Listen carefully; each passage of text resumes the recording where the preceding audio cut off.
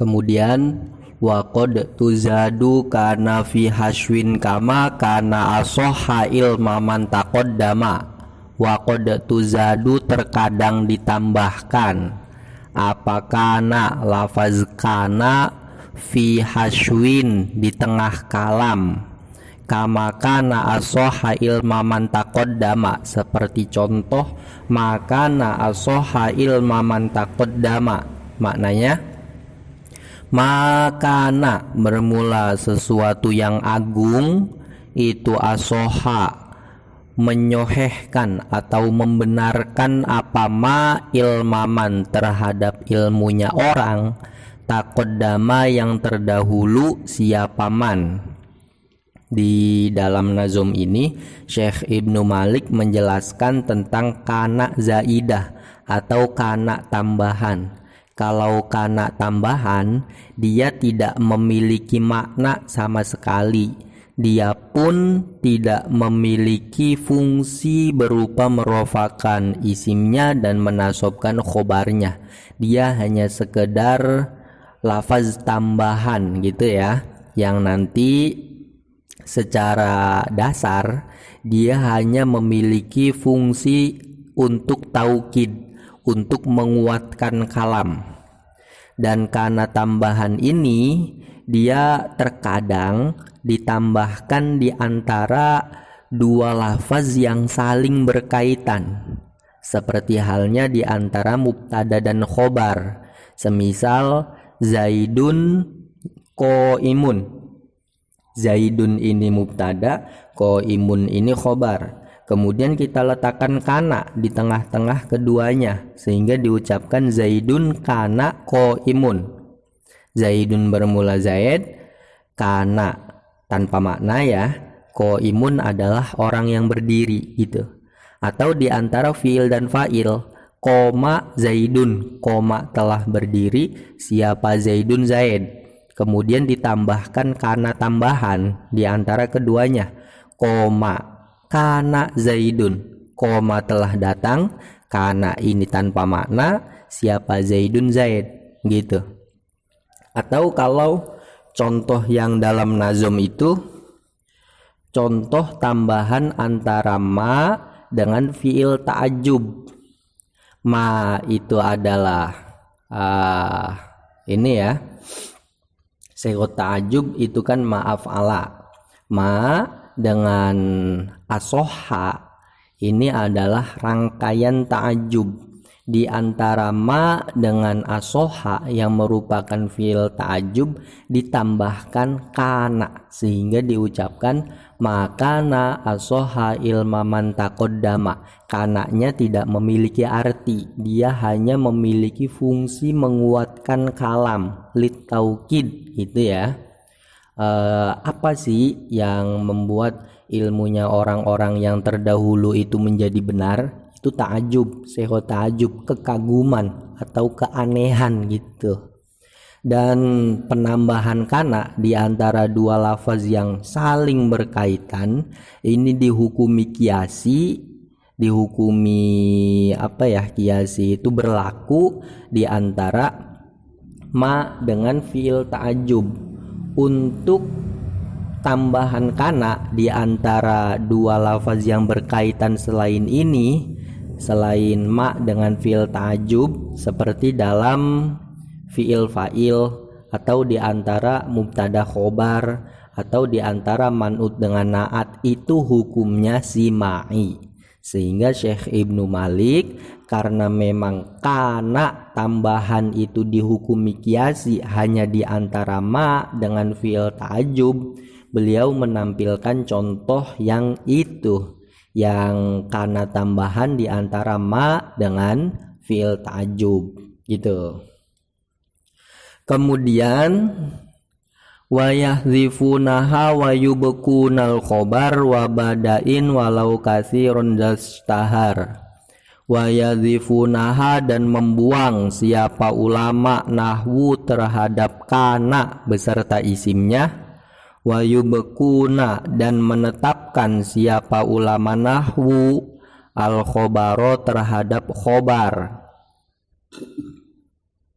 Wa ba'dain dan setelah in, walau dan lau, kasiron halnya yang banyak, za bermula teori ini itu ishtaharo yang populer atau yang masyhur apa za. Kemudian dalam nazom ini Syekh Ibnu Malik menjelaskan tentang pembuangan kana. Pembuangan kana beserta isimnya, tetapi khobarnya ditetapkan, tidak ikut dibuang.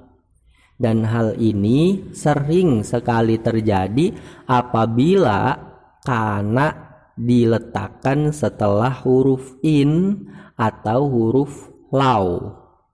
Itu ada beberapa contoh syair Arab ya. Qad kila makila in sidqon wa in kizban fama tidaruka min qaulin idza kila. Sungguh telah dikatakan apa yang telah dikatakan, jika ucapan itu jujur dan bohong. Apa alasanmu dari sebuah ucapan jika telah dikatakan? Intinya itu dalam in sidqon wa in kizban ya. In itu aslinya adalah ada kana beserta isimnya.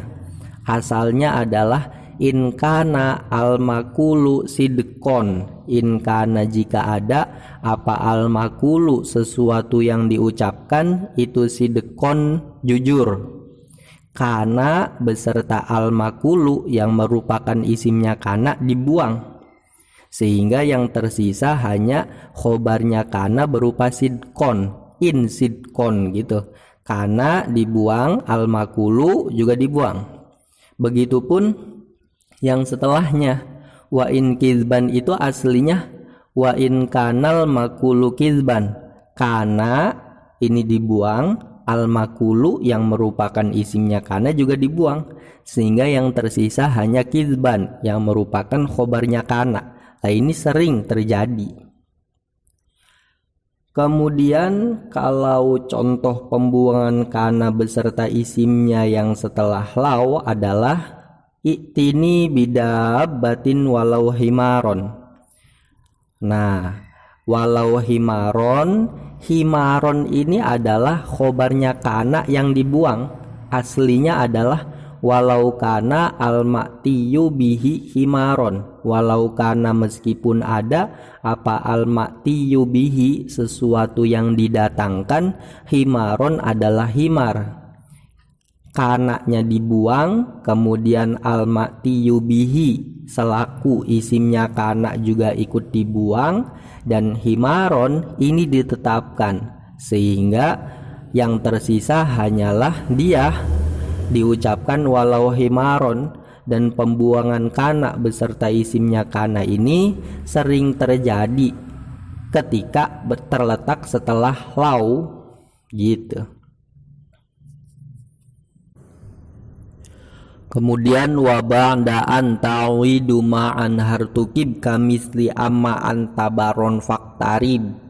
Wa ba'daan setelah huruf an, tawidu ma bermula membuat ganti dengan ma, anha dari kana, itu urtukiba dilakukan apa tawidu ma, kamisli amma antabaron faktarib, seperti contoh amma antabaron faktarib, maknanya amma anta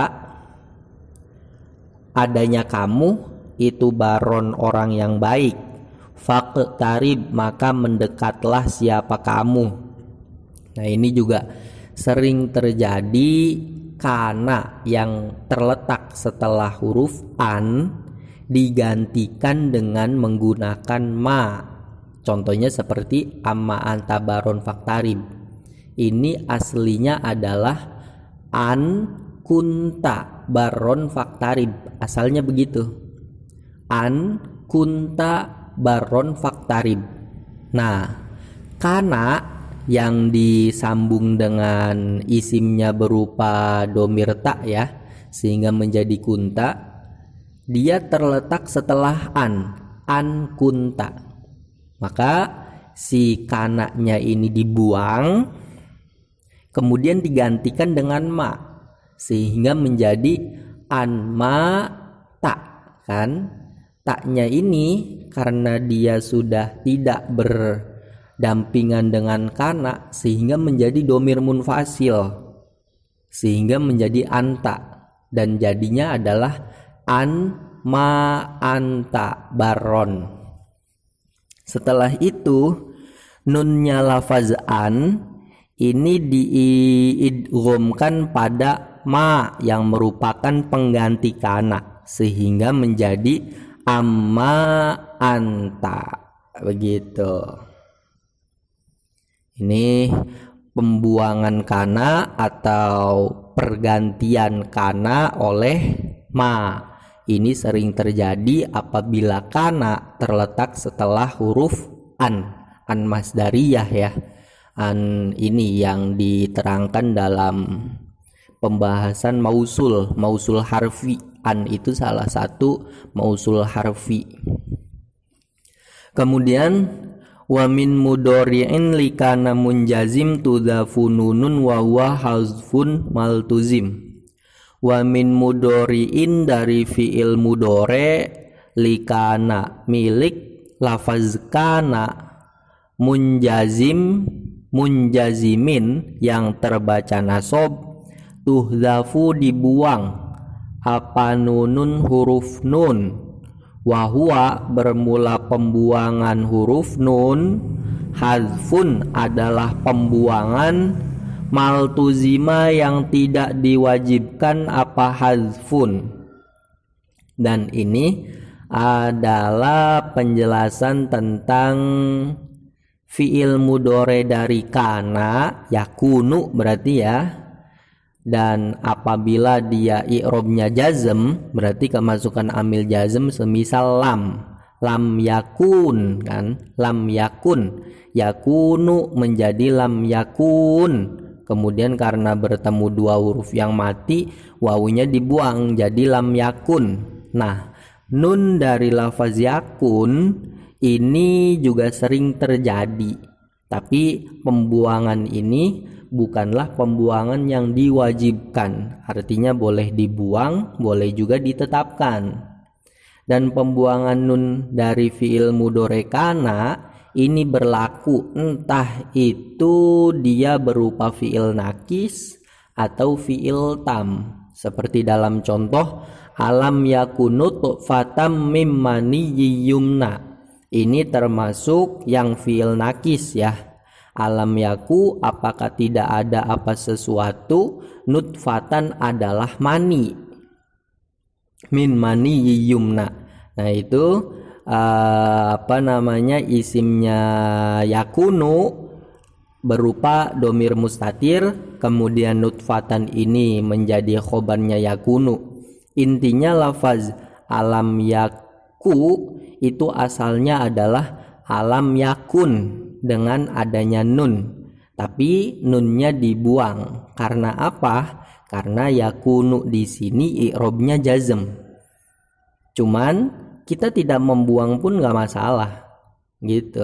Alam yakun gitu nggak masalah. Tapi kan ini di Al-Quran ya. Maksudnya di Al-Quran ada juga contoh yang nunnya terbuang, sehingga karena ada contohnya di Al-Quran akhirnya dibuatkan teori gitu. Teori pembuangan nunnya fi'il mudhari kana berarti nunnya yakunu yang i'robnya jazm gitu. Atau contoh yakunu yang tam yang hanya memiliki isimnya, dia tidak memiliki khobarnya. Wa in taku hasanatu yudha'ifha, kurang tulisan lagi, kurang ain itu, yudha'ifha. Wa in taku lah ini asalnya adalah takunu, asalnya takunu, kemudian dia kemasukan in yang merupakan amil yang menjazmkan sehingga i'robnya takunu menjadi jazm dan dibaca wa in takun. Kemudian wawunya dibuang karena pertemuan dua huruf yang mati yakni wawu dengan nun, jadinya wa in takun.